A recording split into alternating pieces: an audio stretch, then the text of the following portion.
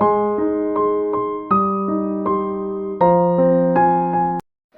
वालेकुम students, welcome to my channel physics studio. कैसे हैं आप सब? उम्मीद है सब खैरियत से होंगे। स्टूडेंट्स, आज हमने नाइन्थ क्लास का जो फिज़िक्स है उसके बारे में पढ़ना है। स्टूडेंट्स, आज हम नाइन्थ क्लास का जो फिज़िक्स है उसमें चैप्टर नंबर 5 जो है ग्रेविटेशन, उसके बारे में पढ़ेंगे। ठीक है, तो इसमें हमने सबसे पहले जो हमारा फर्स्ट टॉपिक है वो फोर्स ऑफ ग्रेविटेशन के बारे में है। फोर्स ऑफ ग्रेविटेशन जो है, न्यूटन साइंटिस्ट था, उसने इसको अच्छी तरह स्टडी किया और उसके बारे में उसने लॉज बनाए। ठीक है, उसने देखा, उसने ऑब्ज़र्व किया कि एक फोर्स है जिसकी वजह से हम अगर एप्पल को छोड़ दें, नीचे गिराएं, एप्पल को हम गिराते हैं या उसको फ्री करते हैं तो वो नीचे की तरफ गिरता है। ठीक है, सिमिलरली जो हमारी अर्थ के गिर्द मून रिवॉल्व कर रहा है तो उसको जो फोर्स मिल रही है, ये दोनों फोर्सेस एप्पल वाली और ये मून वाली जो फोर्सेस हैं वो सेम नेचर की हैं। ठीक है, तो इन ऑब्जर्वेशन से उसने कंक्लूड किया कि पूरे यूनिवर्स के अंदर तमाम बॉडीज़ जो हैं वो एक दूसरे को अट्रैक्ट कर रही हैं और इस अट्रैक्शन की जो फोर्स है उसको उसने फोर्स ऑफ ग्रेविटेशन का नाम दिया। तो आज हमने इसी फोर्स के बारे में पढ़ना है। इस फोर्स से मुतालिक जो उसने लॉ डिराइव किया उसे हम कहते हैं लॉ ऑफ ग्रेविटेशन। इसको हम डिफ़ाइन इस तरह करेंगे कि everybody in the universe attracts every other body with a force which is directly proportional to the product of their masses and inversely proportional to the square of the distance between their centers।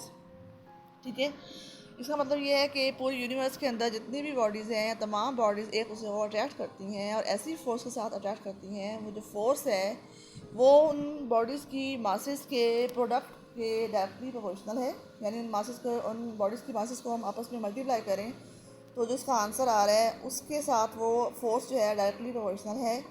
और उनके दरमियान जो distance है, उन दोनों bodies के centre के दरमियान जो डिस्टेंस है, उस डिस्टेंस डी कह लें या आर कह लें, उसके स्क्वायर के वो फोर्स जो है वो इन्वर्सली प्रोपोर्शनल है। ठीक है, तो ये आपने इसकी स्टार्ट में जब ये क्वेश्चन आपने लिखना है तो इसकी आपने डेफिनेशन लिखनी है। उसके बाद आपने इस डेफिनेशन की मैथमेटिकल फॉर्म लिखनी है। F is equal to G M1 M2 over D square. ठीक है, डी क्या है? उन दोनों बॉडीज़ के सेंटर्स के दरमियान में डिस्टेंस है। M1 एक बॉडी की मास है, M2 दूसरी बॉडी की मास है और इसके अंदर जी जो है वो ग्रेविटेशनल कांस्टेंट है। तो ये आपने स्टार्ट में ही डेफिनेशन और ये फार्मूला जो है लिख देना है। तो उसके बाद हम देखते हैं इस फार्मूले को डिराइव कैसे किया। तो उसमें आप देखें कि आपने एक तो ये डायग्राम जो है लाजमी बनानी है। इसमें आपने दो बॉडीज़ बनानी है, एक को थोड़ा बड़ा बना लें, एक को थोड़ा छोटा बना लें। फर्स्ट बॉडी की मास M1 होगी, सेकंड बॉडी की मास जो है वो M2 होगी और इनके सेंटर्स के दरमियान जो डिस्टेंस है D। इन दोनों बॉडीज़ की जो बाउंड्री है उनके दरमियान डिस्टेंस नहीं लेना आपने, बल्कि इनके सेंटर से डिस्टेंस जो है कैलकुलेट करना है। तो वो डिस्टेंस जो है उसको हम D से रिप्रेजेंट कर रहे हैं। ठीक है, तो ये दोनों बॉडीज़ जो है एक दूसरे के ऊपर फोर्स ऑफ अट्रैक्शन जो है, इसे हम फोर्स ऑफ ग्रेविटेशन कह सकते हैं, वो एक्सर्ट कर रही हैं। ठीक है, अगर बॉडी M1 जो है M2 के ऊपर फोर्स एक्सर्ट कर रही है F, तो M2 जो है वो M1 के ऊपर फोर्स एक्सर्ट करेगी -F। यानी ये दोनों फोर्सेज जो हैं वो एक दूसरे की ऊपर इक्वल एंड अपोजिट हैं और ये एक्शन एंड रिएक्शन फोर्सेज की तरह हैं। ठीक है, तो इसको हम देखते हैं कि ये जो फार्मूला है कैसे डिराइव होता है। इसमें मैंने अभी आपको वो जो मैंने स्टेटमेंट पढ़ी है उसमें हमने पढ़ा है कि जो फोर्स ऑफ ग्रेविटेशन है ये उन दोनों बॉडीज़ के मासेस के प्रोडक्ट के डायरेक्टली प्रोपोर्शनल है। यानी F जो है वो प्रोपोर्शनल है M1 M2 के। ठीक है, ये साइन ऑफ प्रोपोर्शनैलिटी आप लोग पहले भी पढ़ चुके हैं। इसका मतलब ये होता है कि दोनों साइड्स में जो क्वांटिटीज़ हैं वो तो एक ही रेशियो से बढ़ रही हैं। ठीक है, अगर एक क्वांटिटी बढ़ रही है, F बढ़ रही है, तो प्रोडक्ट ऑफ मासेज जो है वो भी M1 M2 वो भी बढ़ रहा है। ठीक है, तो उसके बाद यहाँ पे हमने ऊपर जो स्टेटमेंट है उसमें ये पढ़ा है कि उनके दरमियान जो डिस्टेंस है D, फोर्स जो है उस डिस्टेंस के इन्वर्सली प्रोपोर्शनल है, इसलिए हमने यहाँ पे बटे का साइन लगाया है। D स्क्वायर जो है वो इसमें बटे में नीचे आ रहा है। F proportional to 1 over D square. इसका मतलब ये है कि फोर्स जो है वो डिस्टेंस D के स्क्वायर के इन्वर्सली प्रोपोर्शनल है। डायरेक्टली प्रोपोर्शनल में हमने ऊपर लिखना होता है और जो इन्वर्सली प्रोपोर्शनल होता है उसमें हमने नीचे लिखना होता है। ठीक है, F proportional to 1 over D square.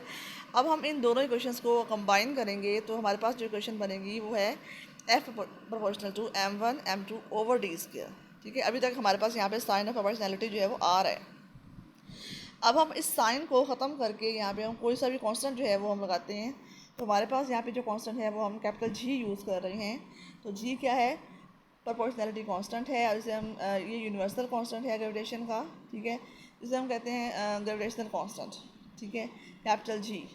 और इसकी जो वैल्यू होती है वो हर जगह सेम होती है और इसकी जो मैग्नीट्यूड है वो क्या है G की, कैपिटल G की, वो क्या है कि 6.673 इंटू 10⁻⁻11 ठीक है, newton metre square over coulomb square, sorry kilogram square. ठीक है, तो ये आपने इसकी यूनिट जो है, इसकी मैग्नीट्यूड और इसकी यूनिट जो है वो आपने याद रखनी है। ये आपसे एमसीक्यूज़ में क्वेश्चन भी आ सकते हैं कि इसकी क्या वैल्यू है जी, कैपिटल जी की, और इसके साथ इसकी यूनिट साथ लाजमी मेंशन करनी होती है आपने, तो इसको आपने अच्छी तरह याद करना है। ठीक है, तो ये जी की जो वैल्यू है आप देख सकते हैं कि 10⁻⁻11 में इसका आंसर आ रहा है। ठीक है, तो -11 का मतलब है कि इसकी वैल्यू बहुत कम है, बहुत ज़्यादा जी की वैल्यू जो है वो बहुत कम है। तो इसकी स्मॉल वैल्यू की वजह से ग्रेविटेशनल फोर्स जो है of attraction between the objects जो है वो हम अपने इर्द गिर्द देखते हैं कि तमाम जो ऑब्जेक्ट्स हैं उनके दरमियान में ये फोर्स ऑफ ग्रेविटेशन मौजूद तो है, लेकिन हम उसे फील नहीं करते क्योंकि इसकी मैग्नीट्यूड बहुत ही कम है। ठीक है, तो यहाँ पे अर्थ की मास जो है हमारे इर्द गिर्द ऑब्जेक्ट्स के मुकाबले में उनकी मास के मुकाबले में बहुत ज़्यादा है, इसलिए अर्थ की जो अट्रैक्टिव फोर्स है वो हम फील करते हैं in the form of weight. ठीक है, यानी कि हमारे जो वेट है वो इस फोर्स की वजह से है। जो अर्थ है वो किसी भी बॉडी के ऊपर अर्थ जो ग्रेविटेशनल पुल या ग्रेविटेशनल फोर्स एक्सर्ट कर रही है, उस ऑब्जेक्ट का वेट जो है उस फोर्स की वजह से है। ठीक है, तो ये सिग्निफिकेंट फोर्स जो है हम उसको अर्थ की तरफ से महसूस करते हैं क्योंकि उसकी मास बहुत ज़्यादा है, तो इसके लिए जी की वैल्यू जो है बहुत ज़्यादा होगी। ठीक है, बाकी हमारे इर्द गिर्द जितने भी ऑब्जेक्ट्स हैं, जितने भी हम अपने इर्द गिर्द देखते हैं पूरे यूनिवर्स के अंदर, डिफरेंट प्लैनेट्स हैं, डिफरेंट स्टार्स हैं, या हमारी अर्थ के ऊपर जितने भी ऑब्जेक्ट्स हैं, उन तमाम चीज़ों के दरमियान में फोर्स ऑफ ग्रेविटेशन जो है वो मौजूद है। ठीक है, तो ये जो है law of gravitation and Newton's third law of motion, ये मैं अभी आपसे इसका तस्करा कर चुकी हूँ कि जितने भी ऑब्जेक्ट्स हैं वो एक दूसरे पे फोर्स एक्सर्ट कर रहे हैं। तो सपोज़ अगर हम दो मासेस लेते हैं तो एक की मास जो है m1 m2 और दूसरे की मास जो है वो m2 है, दोनों मासेस जो है एक दूसरे पे फोर्स एक्सर्ट करेंगी। तो अगर एक बॉडी की फोर्स जो है वो एक्शन फोर्स है F है, दूसरी बॉडी की फोर्स जो होगी वो रिएक्शन फोर्स होगी, वो -F होगी। तो इन दोनों फोर्सेस की जो मैग्नीट्यूड जो है वो इक्वल एंड अपोजिट होती हैं। मैग्नीट्यूड इक्वल होती हैं लेकिन जो डायरेक्शंस हैं इनकी वो अपोजिट होती हैं। तो डायरेक्शन मैग्नीट्यूड भी उस फॉर्म में इक्वल होंगी जब मासेस जो हैं वो सेम हों। ठीक है, तो मासेस अगर सेम ना हो, जिस तरह ऊपर आपने डायग्राम में देखा कि डिफरेंट मासेस हैं, तो फिर इन फोर्सेस की जो मैग्नीट्यूड्स हैं वो सेम नहीं होंगी। जिसकी ज़्यादा मास होगी उसकी तरफ से ज़्यादा फोर्स एक्सर्ट होगी, वो ज़्यादा फोर्स से दूसरी ऑब्जेक्ट को पुल करेगी, और जिसकी कम मास होगी उसकी फोर्स भी कम होगी। ठीक है, अगर ये दोनों मासेस इक्वल हों तो फिर दोनों की तरफ से एक्शन और रिएक्शन फोर्सेस की मैग्नीट्यूड्स भी इक्वल होंगी। लेकिन मैं बता चुकी हूँ आपको कि अर्थ की तरफ अर्थ है तो उसकी मास जो है वो ऑब्जेक्ट के मुकाबले में बहुत ज़्यादा होती है। अर्थ की मास को हम m e से शो करते हैं, e फॉर अर्थ।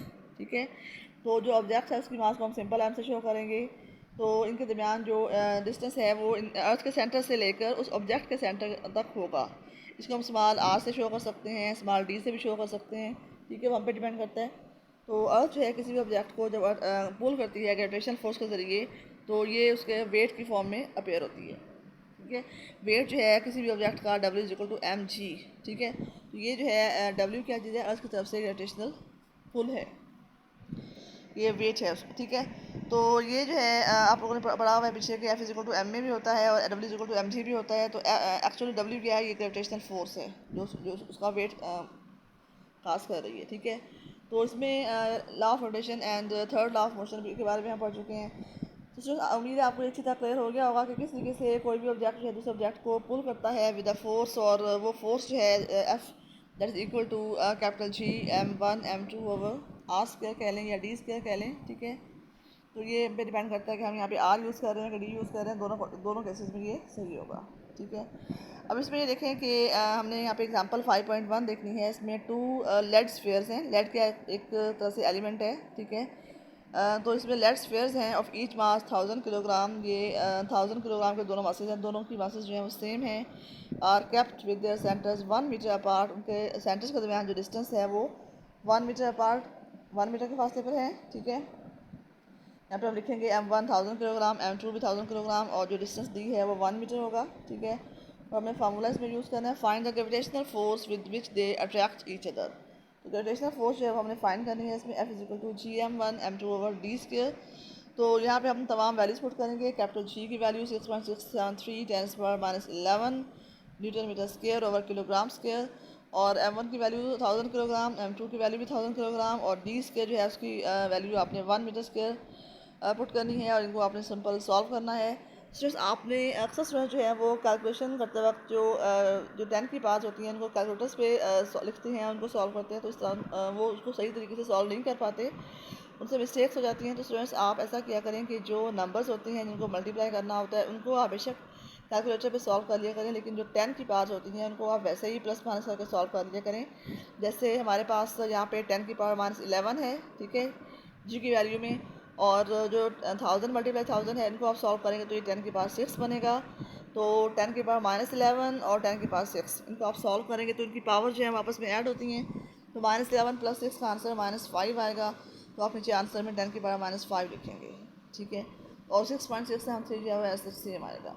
तो आप ऐसे ही इसको 10 के पास को सॉल्व कर लिया करें, क्योंकि आपसे अक्सर स्टूडेंट जो है वो कैलकुलेटर्स में मिस्टेक कर जाते हैं। तो इस तरीके से हमने इसकी फोर्स फाइंड की। इसका आंसर 6.673 10⁻⁵ न्यूटन आ रहा है। आपने जब भी पेपर में ये क्वेश्चन या कोई प्रॉब्लम सॉल्व करना है, आपके साथ उसकी यूनिट जो है लाजमी मेंशन करनी है, वरना आपके मार्क्स कट जाएंगे। तो स्टूडेंट्स उम्मीद है आपको ये टॉपिक जो है वो अच्छी तरह समझ में आ गया होगा। इसको आप 2-3 दफ़ा अच्छी तरह गौर से इसको सुनें, और आपकी जो बुक है उससे आप उसको अच्छी तरह पढ़ें, ताकि एक एक पॉइंट आपको क्लियर हो जाए। और अभी तक आपने अगर चैनल को सब्सक्राइब नहीं किया तो इसको सब्सक्राइब करें, ठीक है, और बेल आइकन प्रेस करें, ताकि जैसे ही मेरी नई वीडियो नया लेक्चर आपके लिए आए तो आप इसको फ़ौरन से उसको वसूल कर सकें, ठीक है। और इस लेक्चर को अपने दोस्तों तक शेयर करें ताकि वो भी इससे फ़ायदा उठाएँ, इसको सुने, ठीक है। तो उम्मीद है स्टूडेंट्स आपको जो है काफ़ी हद तक क्लियर हो गया होगा। इसको आप अच्छी तरह तैयार करें पेपर्स के पॉइंट ऑफ व्यू से, ठीक है स्टूडेंट्स। थैंक यू, अल्लाह हाफिज़।